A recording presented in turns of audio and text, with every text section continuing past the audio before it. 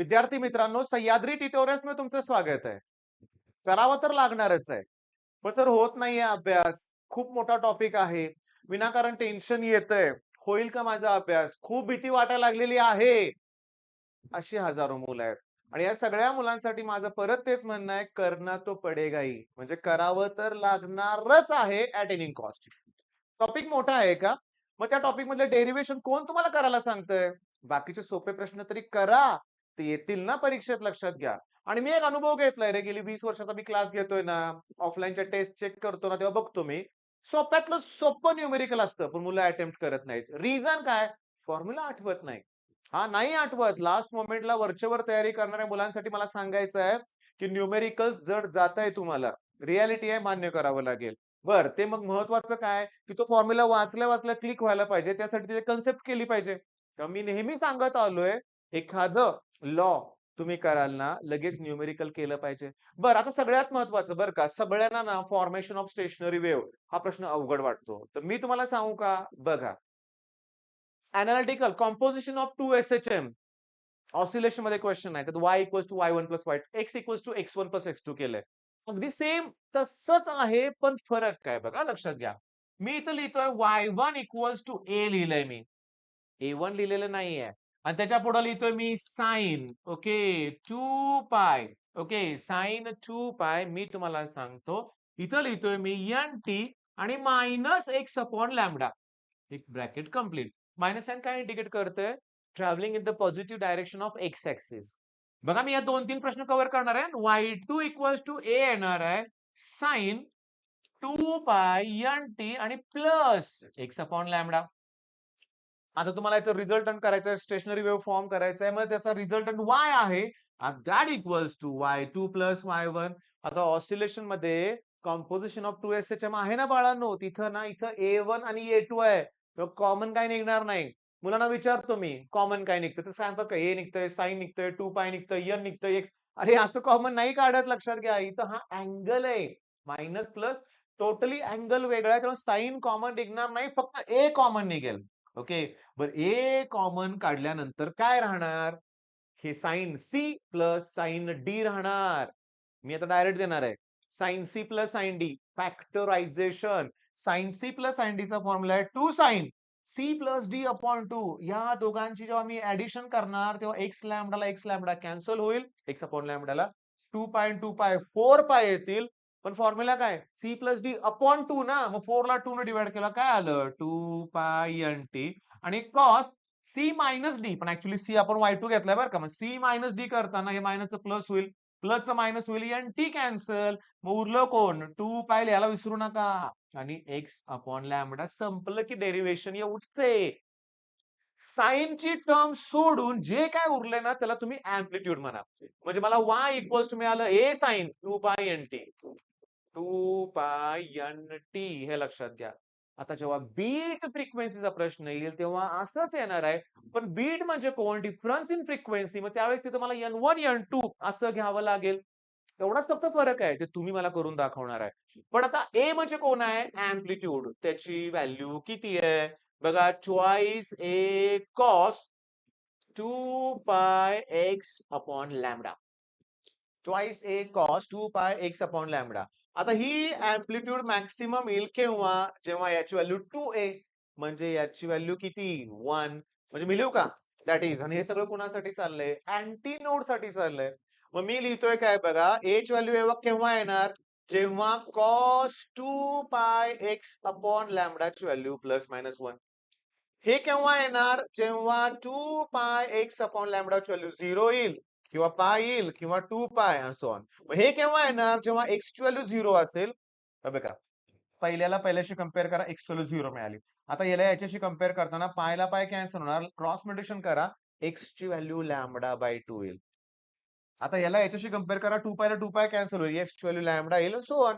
झालं का? मग अँटी नोड या पॉइंटला मिळतोय. मग anti node to anti node distance किती काढण्यासाठी काय करणार?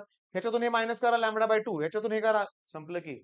बरं नोड पाहिजे असेल, आता तुम्हाला ए ची व्हॅल्यू काय मिळाली? ट्वाइस ए cos 2 pi x upon lambda. Node साठी ए ची व्हॅल्यू काय येणार आहे? 0.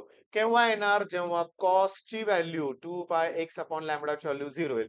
जेव्हा 2π(x/λ) ची व्हॅल्यू π/2 येईल किंवा 3π/2, 5π/2 आणि सो ऑन. हे येण्यासाठी x ची व्हॅल्यू काय येईल नीट बघा.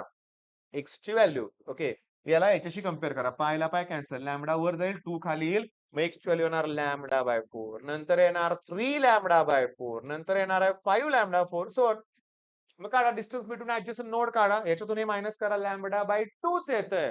मग तुम्हाला परीक्षेत प्रश्न काय येईल, स्टेशनरी वेव्हचं फॉर्मेशन विचारतील. Okay, nodes are equally space आणि त्यांच्यामधलं डिस्टन्स λ/2 आहे, प्रूव्ह करा म्हणतील, किंवा अँटी नोड मधलं डिस्टन्स λ/2 प्रूव्ह करा म्हणतील. आता याच्यावर न्यूमेरिकल पण आहे ना, न्यूमेरिकल आहे की नाही, व्ही न्यूमेरिकल असं आहे, व्ही एन आणि लॅमडा मधली वेलॉसिटी दिले 48 काहीतरी, फ्रिक्वेन्सी दिले आणि विचारले डिस्टन्स बिटवीन अँटी नोड. पहिला लॅमडा काढा, 2 न डिवाइड करा, λ/2 मिळतंय ना, मग डिस्टन्स बिटवीन अँटी नोड्स किंवा डिस्टन्स बिटवीन ऍडजस्टंट नोड्स आहे ते. मग आता कळालं का रे बाळांनो, करावं तर लागेल, करायचं आहे आपल्याला. आणि मी तुम्हाला सांगतो, अरे हा प्रश्न तर कुठे अवघड आहे, व्हायब्रेशन ऑफ स्ट्रिंग, त्याच्यात असा फॉर्म्युला एन इक्वल्स टू, हा आता फॉर्म्युला सांगा बघा, आठवतोय का? फॉर्म्युला ज्याला आठवतोय त्याला जमणार, 1/2L √T/m. जर टी आणि एम कॉन्स्टंट असेल तर ही जी फ्रिक्वेन्सी आहे लेंथला inversely proportional, law of length आलाय परीक्षेत. हे दोघं कॉन्स्टंट असेल तर n is directly proportional to square root of tension, law of tension. हे दोघं कॉन्स्टंट असतील तर inversely proportional to square root of linear density. 3 law झाले. बरं ह्याच्यात काय करायचं आहे, तर हे बघा, हे नोड टू नोड डिस्टन्स किती असतं सांगा, λ/2. बरं हे डिस्टन्स कोण आहे सांगा, लेंथ आहे. मग लॅमडाची व्हॅल्यू काय मिळाली, choice cell, v equals to n lambda ना, मग n इक्वल्स टू कोण, v/λ. ओके, मग v 1/λ, लॅमडाची व्हॅल्यू कोण आहे 2l, v ची व्हॅल्यू असते T/m. झालं का नाही बघा. बरं तुम्हाला याच्यानंतर दुसरा बोर्ड घ्यायचा असतो, लक्षात घ्या. ओके, मग ह्यात 2 लूप येणार. आता लेंथ तीच आहे, पण 2 लूप म्हणजे λ1 येणार. ओके, मग तुम्हाला λ1 मिळालं, मग n1 काढा, ते v अपॉन काय येणार, λ1, मग n1 v अपॉन λ1 ची व्हॅल्यू कोण आहे, l, मग त्याला 2 न मल्टिप्लाय करा, 2 न डिवाइड करा. बरं हे 1/2L, v ची व्हॅल्यू कोण असते, √T/m. अरे हे तर फंडामेंटल फ्रिक्वेन्सी. मग n1 ची व्हॅल्यू ट्वाइस आलं का, हे फर्स्ट ओव्हरटोन आहे, हे सेकंड हार्मोनिक्स आहे. हार्मोनिक्स आणि ओव्हरटोन डिफरन्स करा पहिल्यांदा. Okay, free vibration, force vibration हा प्रश्न करा. अरे कुठल्याही टॉपिक मध्ये जमेल तेवढे प्रश्न करा, बघू त्यातले किती येत आहेत ते. पण मी करणारच नाही असा ऍटिट्यूड, असं ऍटिट्यूड म्हणता येत नाही, अशी भावना का तुमच्यात निर्माण होते, का हार मानताय तुम्ही? अरे मी मूर्ख मुलं बघितलेत, लक्षात घ्या, की राहू दे यावर्षी द्यायलाच नको एक्झाम, मी नेक्स्ट इयर देणार. बिलकुल अलाउड नाही आहे, लक्षात घ्या. अजून वेळ आहे, पुष्कळ वेळ आहे, आणि आपण हे करून दाखवणार आहे. मग माझं सजेशन काय, की थोड्याच वेळात तुम्हाला टॉपिक होत नाही अशी तुमची कंप्लेंट आहे.